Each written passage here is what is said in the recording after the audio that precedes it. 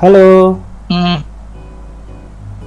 Halo, kembali lagi di Ruang Ngobrol bersama One Piece Fans Club Indonesia. Kali ini kita akan membahas review dari One Piece chapter 1141. Agak skip satu chapter karena kemarin kami nggak sempet ya. Langsung aja kita bahas chapter ini. Oke.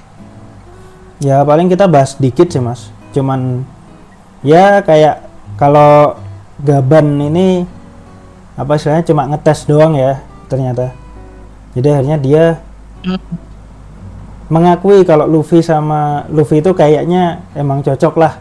Makanya kuncinya dikasih juga kan. Iya, iya. Terus mungkin langsung aja ke yang ini yang highlightnya aja. Soalnya kan teman-teman pasti juga udah lihat review di mana-mana, jadi yang 1140 ini di highlightnya aja lah. Yang ini udah hampir pasti Kirin ya mas ya.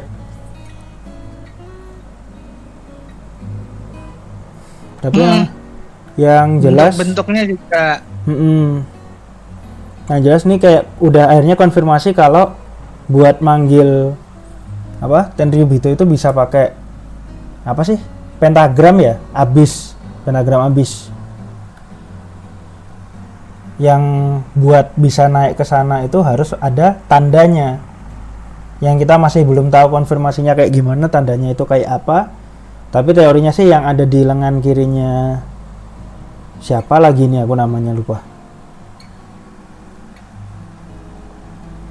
Udah kali ya, langsung ke 1141 ya mas ya.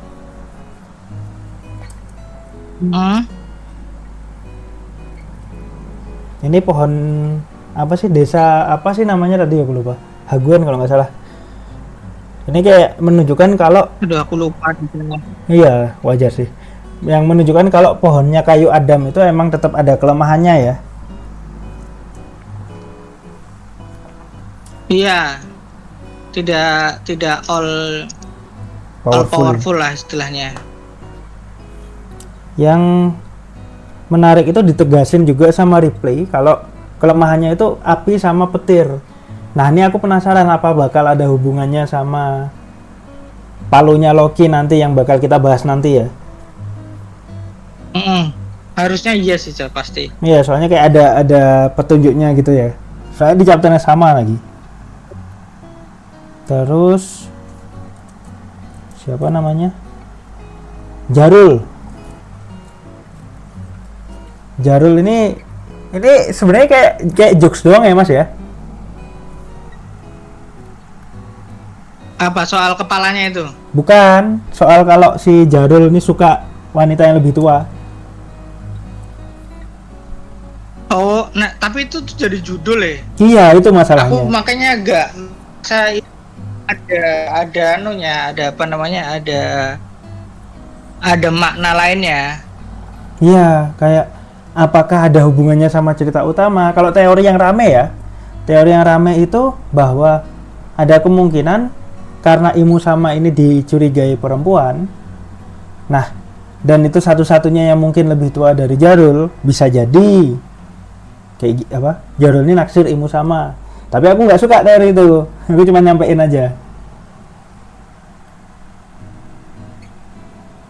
Kalau Mas Haris, Kenapa nggak sukanya? ya nggak sukanya apa ya? Eh, soalnya dari semua petunjuk yang ada, Imu sama itu implikasinya bukan perempuan, gitu loh. Aku sejujurnya nggak punya ide sih soal ini tuh. Nggak, Buatku belum ada tanda hin lain sih. kalau aku malah mikirnya gini mas, apa Jarul sama Harald ini ada kemungkinan terlibat cinta segitiga. Curiganya ke sana, makanya apa Jarul ini dendam sama Harald, bisa jadi karena salah satu itu, karena dan Jarulnya tidak terlalu benci sama Loki. Bisa jadi Ratu Elbaf itu sebenarnya ditaksir sama Harald, Ratu Elbaf yang asli. Ditaksir sama Jarul. Aku curiganya ke sana. Makanya Jarul tidak Oke, terlalu oke. dendam sama Loki, nggak ada rasa benci sama Loki, dan Jarul kayak ada implikasi dia berkonflik sama Harald gitu loh. Tapi ya nggak ada bukti apa-apa ya, itu cuman tebakan ngaco aja untuk sementara ini. Lanjut mungkin Mas. Loki. Yang aku suka dari bagian ini tuh Mas, Loki itu kayak dikonfirmasi kalau apa ya, karena borgolnya dari batu laut, beneran dari batu laut, gara-gara Luffy-nya lemes. Itu kayak dikonfirmasi kalau Loki ini emang user buah iblis gitu, walaupun nggak ditegasin banget ya. Mm-mm. Ya buah iblisnya masih belum jelas apa sih yang ini. Tapi kemungkinan ya itu tadi yang Yang jelas Boy Iblis karena dia pakai itu si Stone kan. ya kan baru dikonfirmasi kalau beneran si Stone di sini kan. Gara-gara Luffy-nya juga lemes. Ya walaupun udah disebut sih sebelumnya kayaknya, cuman aku lupa ingat sih bagian ini. Sama kalau Harald itu apa ya? Berarti buah iblisnya Harald beneran ke transfer ke Loki gitu loh.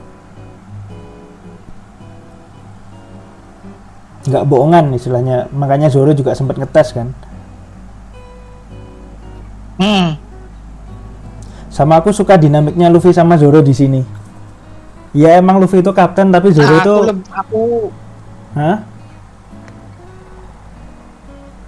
aku tuh apa ya, kurang nyaman dengan Zoro yang makin apa ya, makin nggak punya hati itu sih. Ya iya sih, setelah time skip itu kayak dia dibikin lebih dingin istilahnya ya. Tapi emang apa ya, dari sebelum time skip juga gimana Mas? Kalau di sini tuh kalau di sini aku lebih ke lihat yang dia ngelukai Loki ini beneran luka enggak dan sebagainya. Itu aku kurang nyaman sih liatnya. Ya, tapi memang masih menurutku ya, walaupun emang sampai nendang Loki itu emang agak berlebihan, cuman emang masih in karakter kalau menurutku. Soalnya dari sebelum, mungkin teman-teman yang protes juga selain Mas Daris ini ada sih, nggak dikit ya aku yang lihat protes soal Zoro ini juga. Cuman dari sebelum time skip itu emang voice of reason itu Zoro banget. Soalnya kayak ketika Robin di Water Seven, atau waktu apa soal Usopp juga, itu Zoro yang paling dingin istilahnya untuk menganalisa situasi. Itu yang paling dingin tetap Zoro. Cuman emang untuk sampai menendang Loki yang lagi terluka itu emang agak berlebihan juga buatku.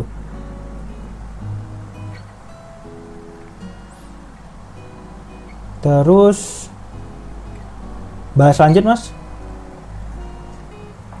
Lanjut. Yang bagian ini detail kecil yang aku suka sih.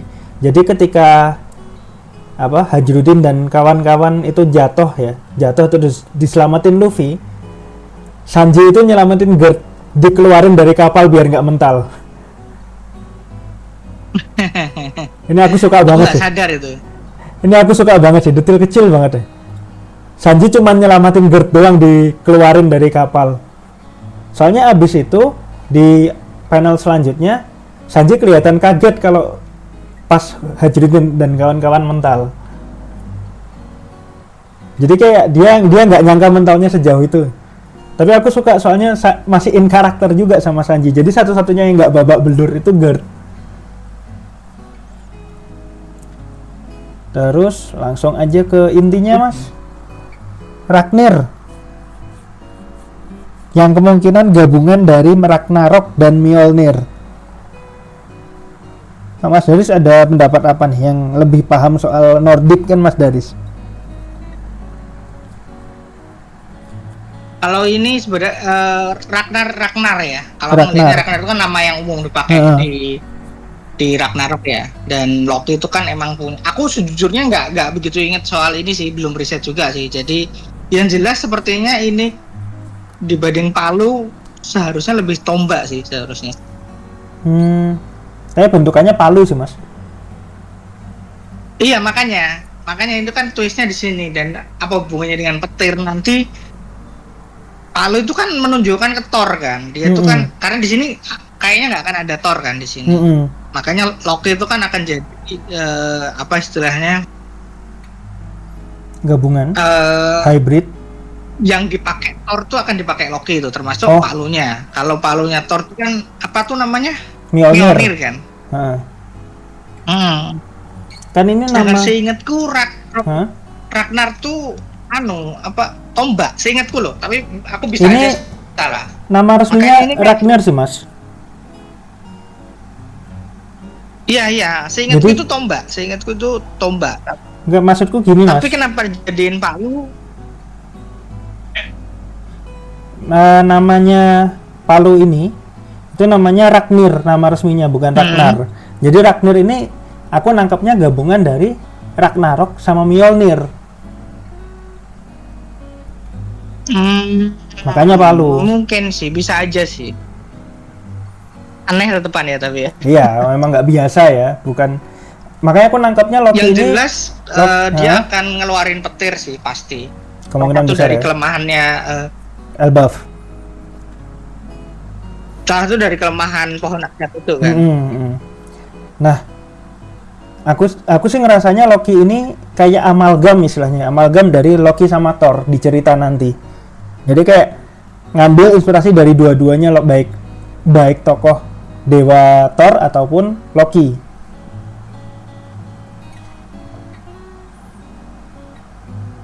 Ya mungkin udah dulu kali ya, Mas ya. Nggak ada lagi yang mau dibahas.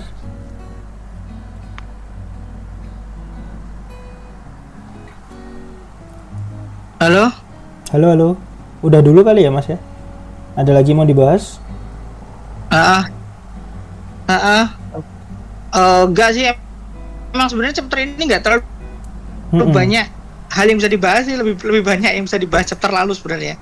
Dan ini kan kita akan ngelihat bagaimana habis ini kan Loki yang untungnya nggak break ya. Loki yang dianggap jahat oleh orang-orang itu kita akan melihat di chapter depan itu akan seperti apa. Kayaknya kita nggak akan kembali ke Gods Knights dulu sih, masih akan fokus di Loki. Oke, itu aja kali ya bahasan kita soal ini, nggak banyak yang bisa dibahas. Thank you teman-teman udah nonton, udah dengerin juga.